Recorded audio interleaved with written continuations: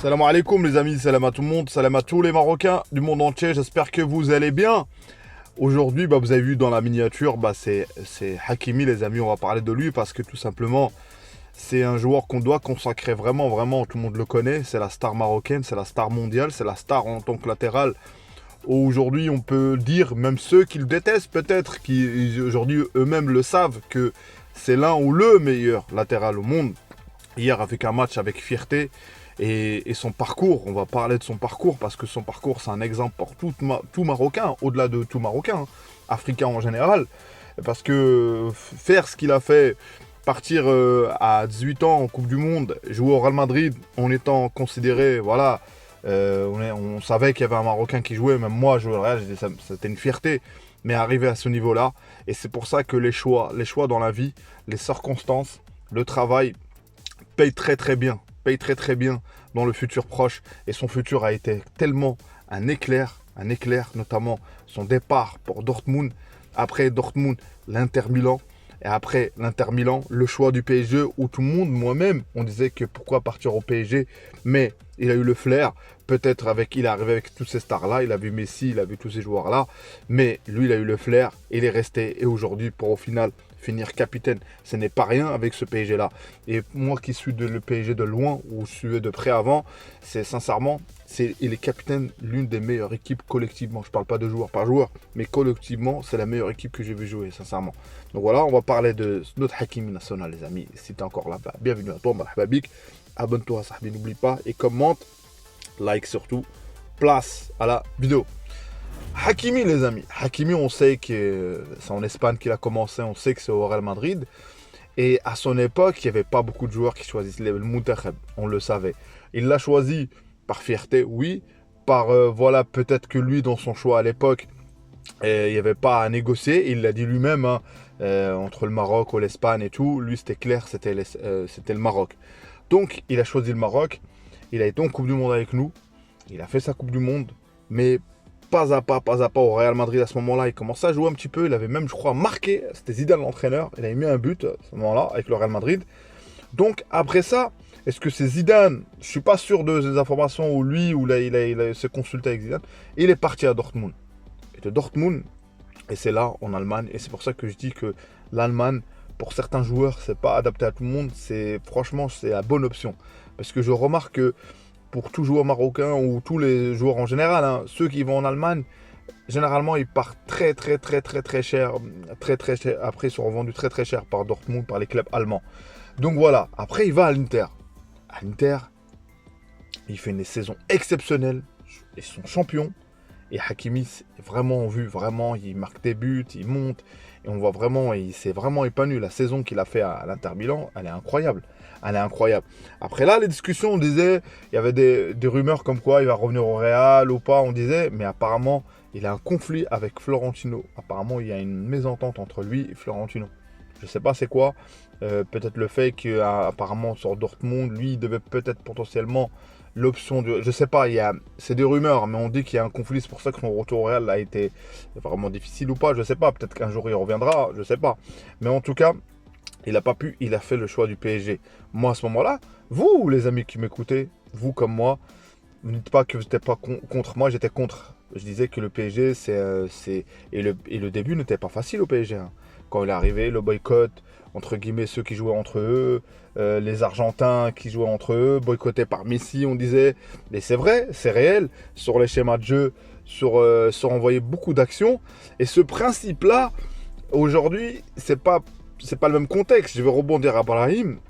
Mais Brahim, dans le jeu actuel, avec Vinicius, Bellingham, Mbappé et Rodrigo, pas Rodrigo, quand il est Brahim, il n'y a pas Rodrigo, il est boycotté dans le jeu, même par les latéraux, même par Vasquez, même par Valverde, toujours là, et c'est ce qui a eu Hakimi quand il était au PSG, avec Messi et tout. Et on le voyait plein de fois demander le ballon, il montait, les peu de fois où il s'est révélé, il s'est fait tout seul l'action.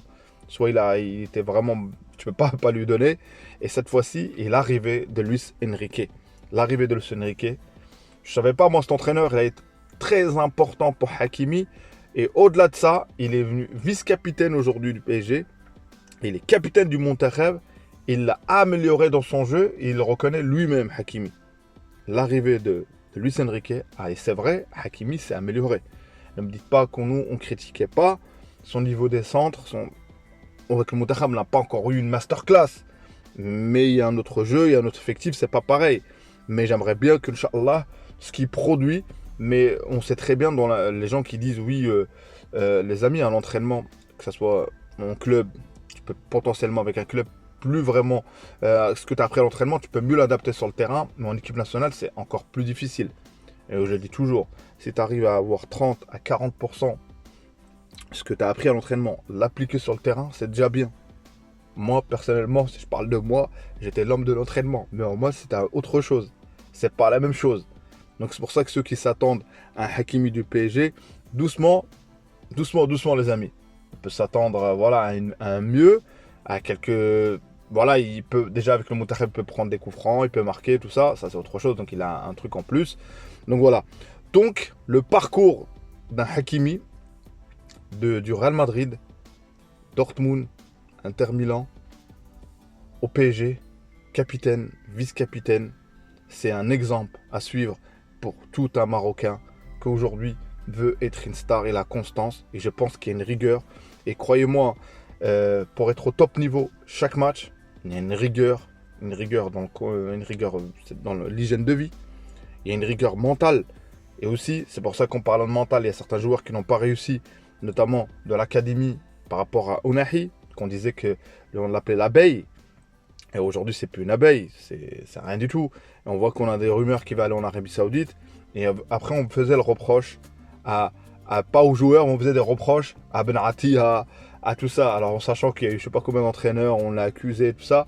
Les amis, la différence entre des joueurs de classe mondiale sur les autres joueurs banals, c'est qu'ils répètent la même chose chaque match. C'est qu'ils répètent des top performances chaque match. Chaque match, une remise en cause, chaque match, ils remettent. C'est pour ça qu'il y en a, ils se différencient, notamment comme Hakimi. Pourquoi il n'y a que Hakimi? Il y a Mazraoui, Masha'Allah, il y a quelques joueurs, il y a Brahim qui est là malgré tout ça. Parce que c'est difficile, les amis, d'être au top. C'est difficile, c'est pas facile. C'est ça le côté phénomène d'un joueur. Sinon, dans ce cas-là, si on prend en compte le problème de chaque joueur de dire ouais, c'est à cause de telle agence, à cause de tel joueur. Non, les amis, on est responsable de nous-mêmes et de nos actes. Donc voilà, c'était une vidéo consacrée à notre Hakimi national. C'était voilà, pour faire relater, pour donner l'exemple. C'est l'exemple à suivre pour tous nos joueurs marocains. C'est notre capitaine aujourd'hui. Il arrive à maturité. J'espère qu'il n'a pas encore atteint son prime. J'espère qu'il y a encore un autre prime de Hakimi à le voir. Et je ne m'inquiète pas de voir il est avec un entraîneur qui aime le ballon. Il l'a amélioré techniquement et ça fait plaisir. Et même, il le dit, une fois il a fait 5 mauvaises passes, il lui a dit clairement, tu as raté 5 passes. Donc c'est pour ça que, on va dire, l'exigence du haut niveau. Et cette exigence, notre entraîneur, tous nos joueurs doivent l'avoir pour qu'on gagne cette CAN 2025, Inch'Allah, les amis. En tout cas, voilà, les amis, merci à vous. Dites-moi ce que vous avez pensé de cette vidéo. C'était une vidéo hommage pour notre capitaine Hakimi, le plus gros sprinter, et de dire que l'exemple pour tous nos joueurs, tous nos supporters, tous ceux qui veulent aussi devenir des grands joueurs. Regardez la BO, regardez l'histoire de Hakimi. Je pense que il y a des choses à en prendre la graine sur ce joueur-là. C'est un apprentissage ce joueur pour chaque joueur marocain qui veut devenir une star, une top mondiale. Merci à vous d'être resté jusqu'à la fin. Merci à vous pour tout. Merci à vous pour tout ce que, voilà, pour la force que vous me donnez. Merci à vous. Dites-moi ce que vous avez pensé de cette vidéo. Dites-moi vos suggestions de vidéos. Inch'Allah, on va en parler. C'était une vidéo hommage. Ça sert à rien de parler de la performance. C'est une performance globale que je voulais parler de Hakimi. Donc merci à vous. Abonne-toi si t'es pas encore abonné. Commente, like aussi. Dima Maghrib de Tanja Al Gouira. Ciao, ciao. À une prochaine vidéo. Dima Maghrib.